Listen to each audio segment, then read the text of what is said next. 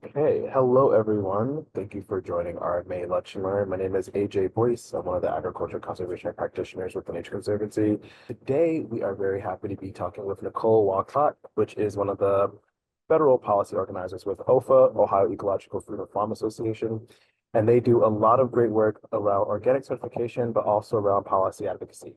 And they have a lot of initiatives that are currently in the works. And so we want to learn a little bit more about what are their current efforts and how is that impacting the entire agricultural landscape with all of the policy changes that we've been seeing in 2025. So thank you for coming. We are going to record this session and post it on to our YouTube channel and also send the link out and the recording to everyone who registered. So yeah, Nicole, whenever you're ready. Thank you, AJ. Can you all see my screen? Yes, we can. Okay, great. Well, thanks so much for having me. I really appreciate being invited to present. As AJ said, my name's Nicole Wolcott. I am down in Cincinnati, Ohio, and I've worked with the organization for about 2 years now, and I focus on all of our federal policy stuff. If you're unfamiliar with our organization, just like a quick little spiel, these are kind of the main buckets of things that we do. We've been around since 1979 and we're started by farmers in Ohio. In response to the Organic Foods Production Act, we do workshops and tours around the state. So I'll be talking a little bit more later about some events we have coming up. So if you want to get out to a farm tour or something like that, we definitely welcome that. So we are a certification agency for organics, handling, farming, etc.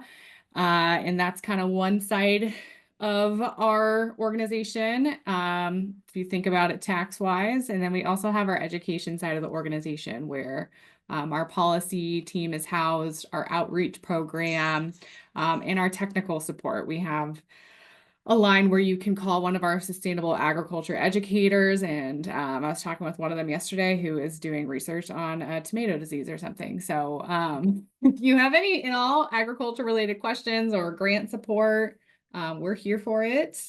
We have a really wonderful team. But here I'm just going to talk about, what I really know, my bread and butter and being our policy program. Our policy program has been active for about like 9 or 10 years now. If you all know Emily Lipstrew, she was the policy director for a long time at Ohio Ecological Food and Farm Association, and she has really brought to the forefront why policy is so important to agriculture, and we'll go into why.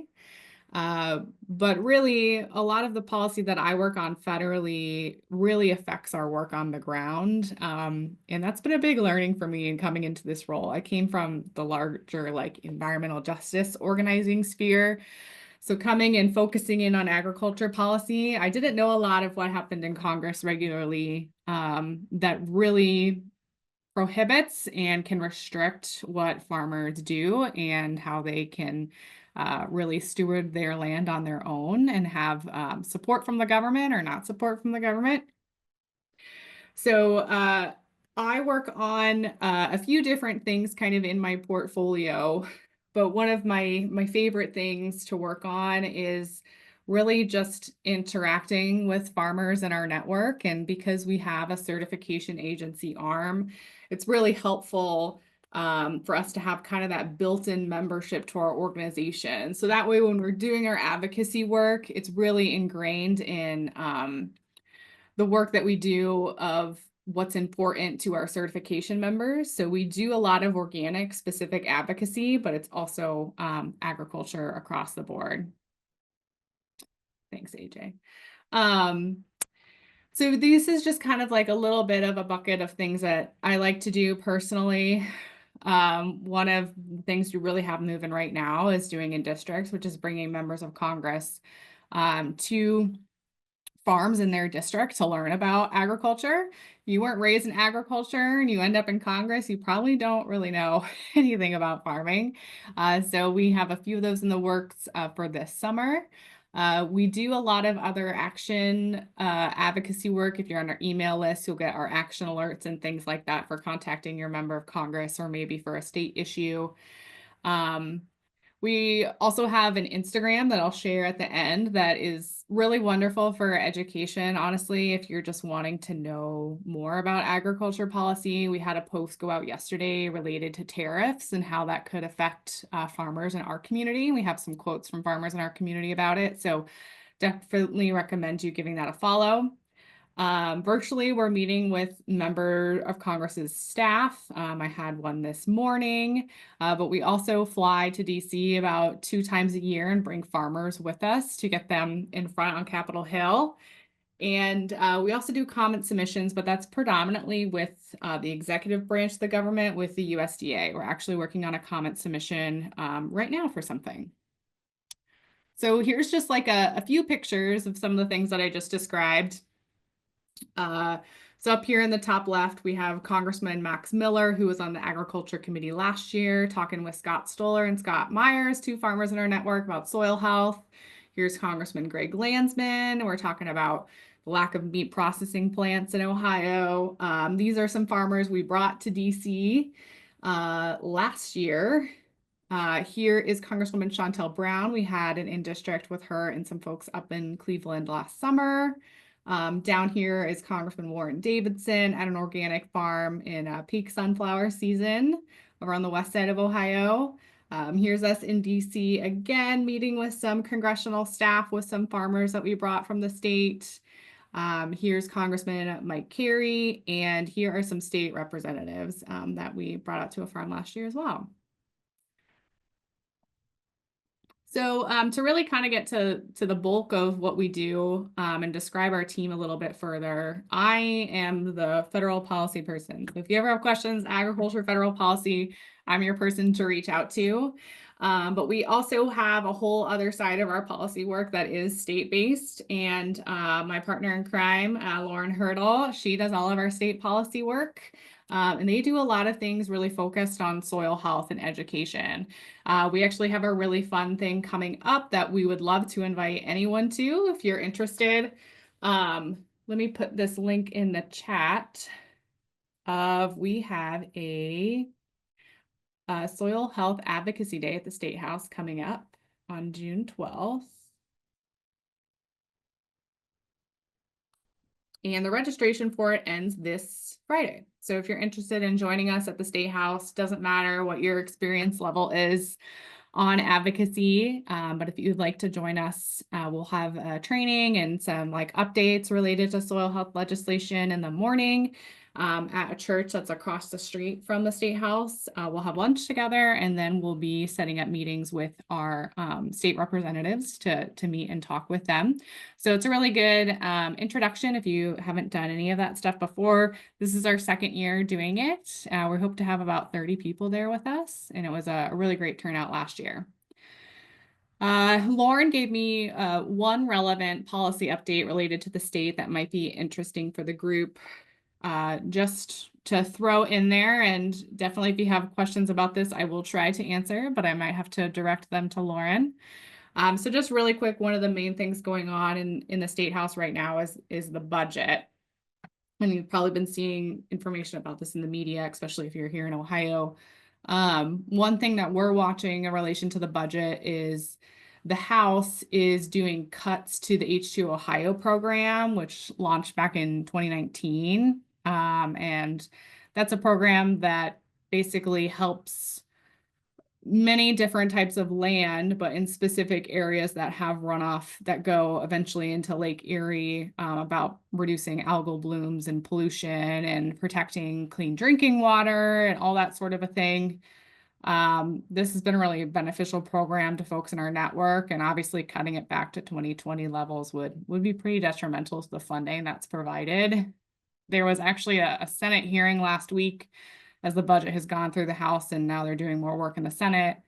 And it took a really long time. We had a lot of people that were testifying in support of H2 Ohio and not cutting that funding. So we don't really have a result yet, but it's good to see that there's so much support for it. And in the Senate, they will probably get their budget done by the end of this month and hope to have final passage in mid to late June, but we'll see at the speed of which the government goes. But into the bulk of what I'll be talking about and what I know um, is all of our federal stuff that's going on. So I mentioned earlier, I didn't realize before coming into this role of all the different federal movement of agriculture policy and how it can really affect us on the ground. So hopefully I do a good job at giving you all a good picture of that today. There's three main things moving federally that is relevant to our farmers here in Ohio. One is the appropriation cycle, which is just the annual funding cycle for the government. The government's fiscal year is always ending on September 30th. So there is one appropriations bill that funds the USDA, and we'll go through that a little bit more here in a second. There's also the Farm Bill, probably what most of you all have heard about. It's a really big piece of legislation. We're going to go into that and what's currently happening with it. And then the thing that's in the news right now, this really big tax bill, how does that affect our farmers? How could it in our food communities? What's interesting for Ohio in our role is we do have several people in Ohio that have a little bit more political power due to their roles in Congress. So we have two members of Congress on the House Agriculture Committee, Congresswoman Shontel Brown and Congressman Dave Taylor.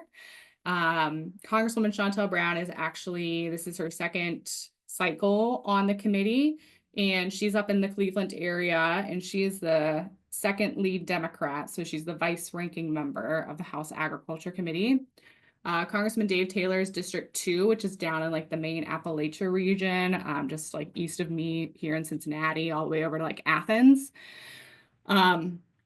So a really, really big farming area, a really big area that experienced a lot of issues with the drought last year. And he is a brand new freshman on Congress. So we are working with connecting with his office. We also have two members of Congress on the House Appropriations Committee. Congresswoman Marcy Kaptur up in Toledo. She is also on the subcommittee for agriculture appropriations. And then we have Congressman Dave Joyce, who's up in top right corner of the state.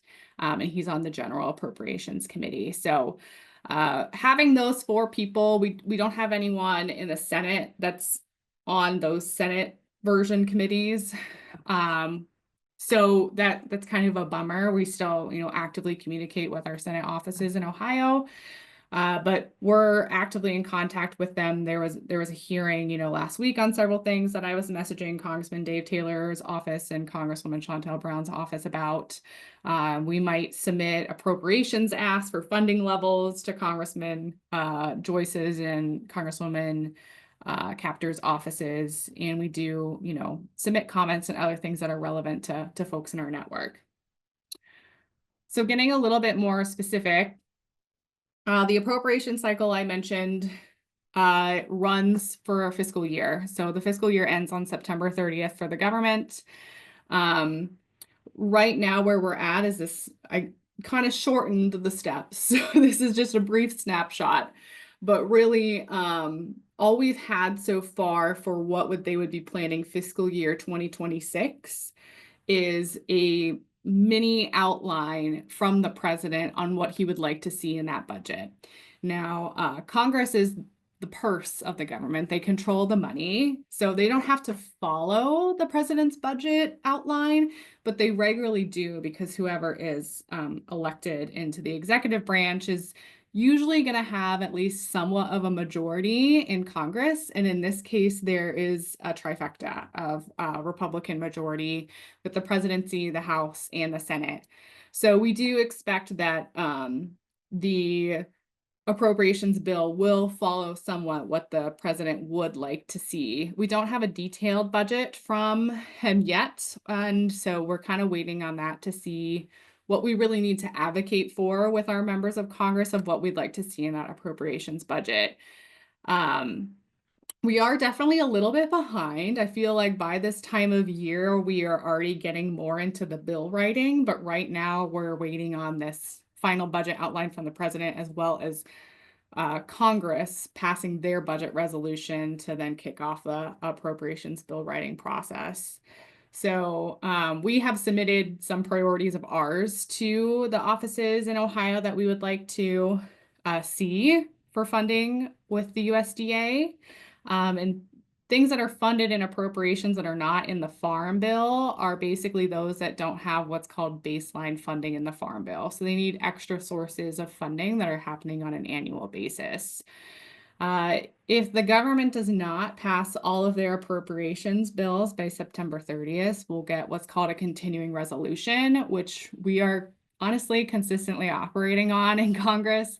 For things to get done in Congress, they have to be bipartisan, and a lot of that doesn't always happen. So they keep having these continuing resolutions to continue funding things at current levels rather than doing a whole new fiscal year bill. So there is a chance that that could happen again this year. And then to the Farm Bill, like I said, this is probably the one that a lot of people hear the most about. The Farm Bill is a 5-year piece of legislation. Now, sometimes you'll see people say, oh, it's like 5 to 8 years. And that's because sometimes the Farm Bill does not pass every 5 years, and we're in one of those right now. So the last Farm Bill was 2018. It actually expired on September 30th, 2023, but we've had these continuing resolutions for paying for the Farm Bill and extending the Farm Bill.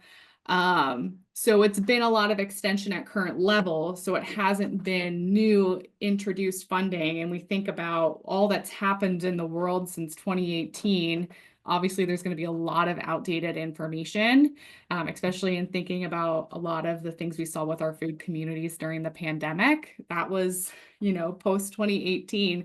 None of that is taken into account in the current Farm Bill legislation. The Farm Bill is set up with 12 different titles. I have them listed here if you're curious. And kind of really going into one of the biggest things going on with the budget reconciliation is there's this constant push and pull of to have a Farm Bill and have these really big pieces of legislation, you have to have bipartisanship. But there's a lot of kind of pitting communities against each other, which is lessening the likelihood of us getting a Farm Bill. And if you've heard me do presentations about the Farm Bill in the past, you'll always hear me be like, oh, they could do a Farm Bill, but we don't really know. And I probably can't really give you a good ratio on what we might see this year in getting a Farm Bill. But what I will say is it is very, very much reliant on what's going on with the budget reconciliation process. So the budget reconciliation process it can happen annually. It's most used when a new administration comes into office. So the last one that we know is the Inflation Reduction Act when President Biden was in office. This is used only to increase or decrease spending. So it's reconciling a budget. So it has to do with money. It can't be like legislation that's written that doesn't have anything to do with money, like changing definitions of things and stuff like that. It has to be related to money. And this works different than typical legislation, and it can get really divisive and can get really intense because you don't have to be as bipartisan for passing it as you have to be for these other legislative pieces I'm going through. And that's because usually in the Senate, when things pass, you have to have 60 votes. But with this process, it only requires a simple 51 majority vote. So things can, I'll chat about that, Karen. Thank you. So that is kind of like how these budget reconciliation bills are usually successful in pushing through quite quickly. So what's going on right now with this bill, and getting a little bit at your question, Karen, of SNAP, the Supplemental Nutrition Assistance Program.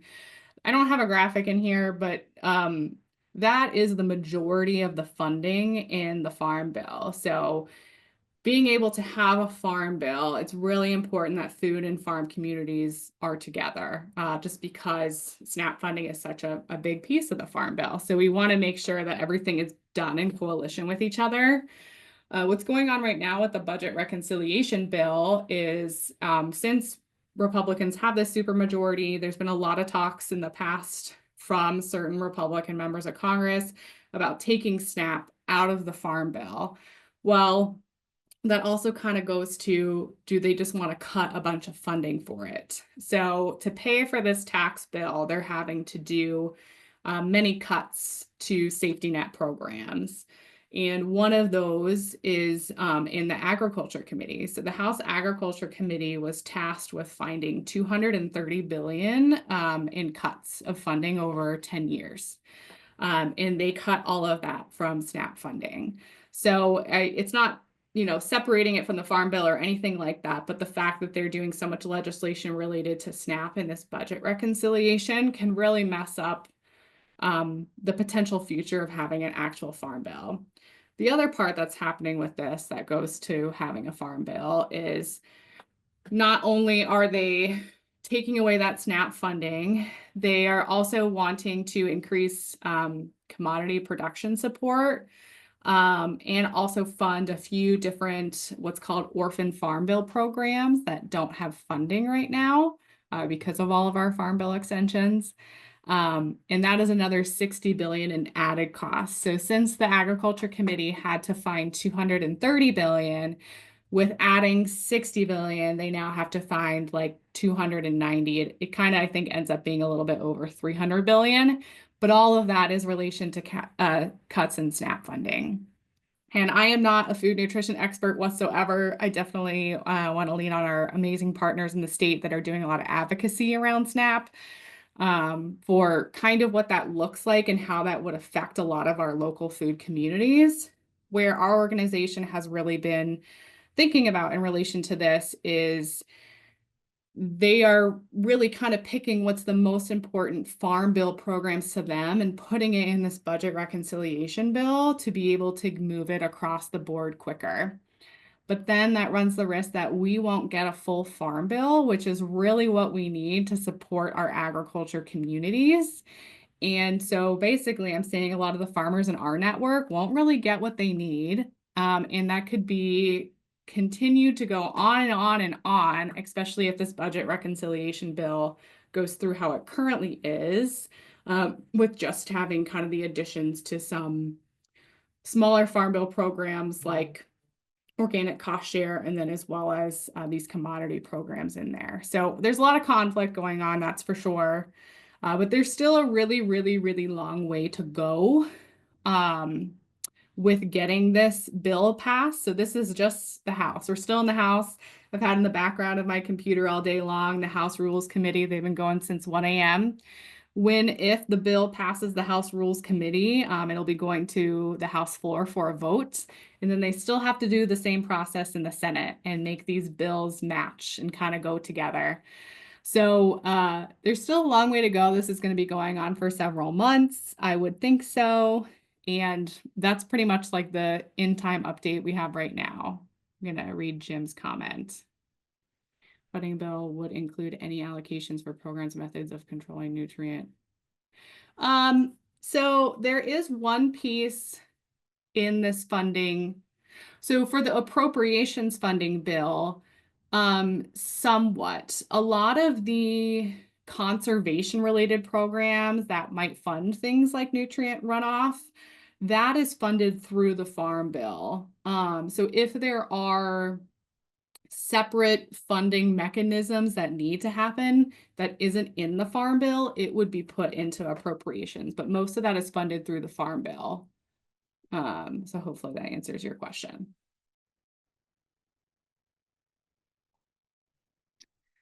So just really quickly to kind of close us out, there's a lot of other things going on federally. I mentioned earlier we had a tariff post go out recently on our Instagram.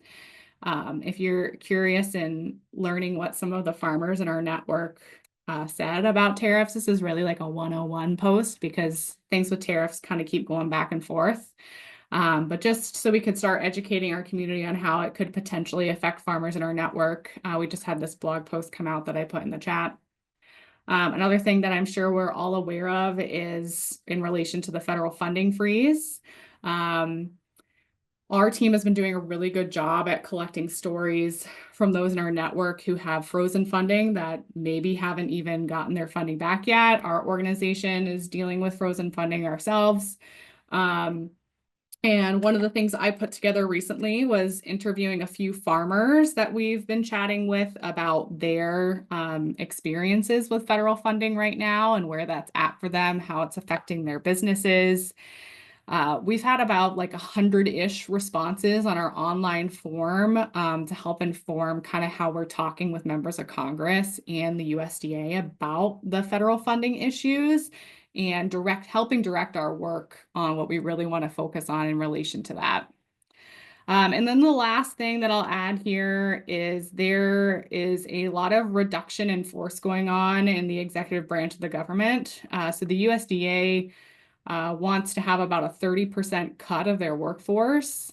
And that could have a really big cascading effect. You know, a lot of our farmers go to their local USDA offices for technical support, for grant support, we're thinking a lot about the National Organic Program and that sort of a thing.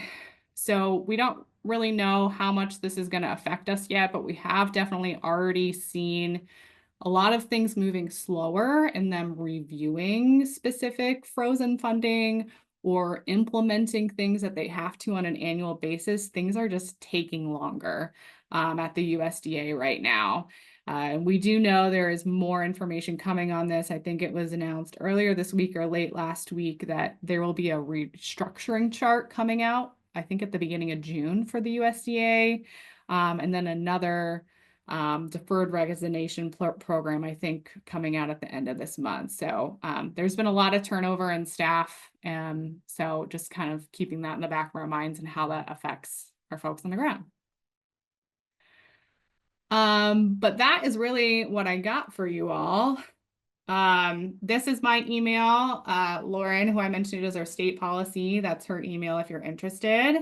And I mentioned at the beginning of the call, you know, if you want to come and join us out somewhere, this is the link to our farm tours that are going on this summer. I think that our first one is coming up at the very beginning of June. Something we're doing on our policy team, if you just want to get together with one of us on policy and chat a little bit, is we are doing these policy and pints events around the four corners of the state. I'm down in Cincinnati, so I'll just speak for mine. I'll be doing a event with Green Umbrella down here in Cincinnati at Turner Farm. We'll have local beer provided in small bites, and we'll just kind of be getting together chatting. So there's also going to be one in Cleveland, one in Tiffin, and one in Athens. So if you're in any of those surrounding areas and want to join us at a local brewery, all the information should be in that link.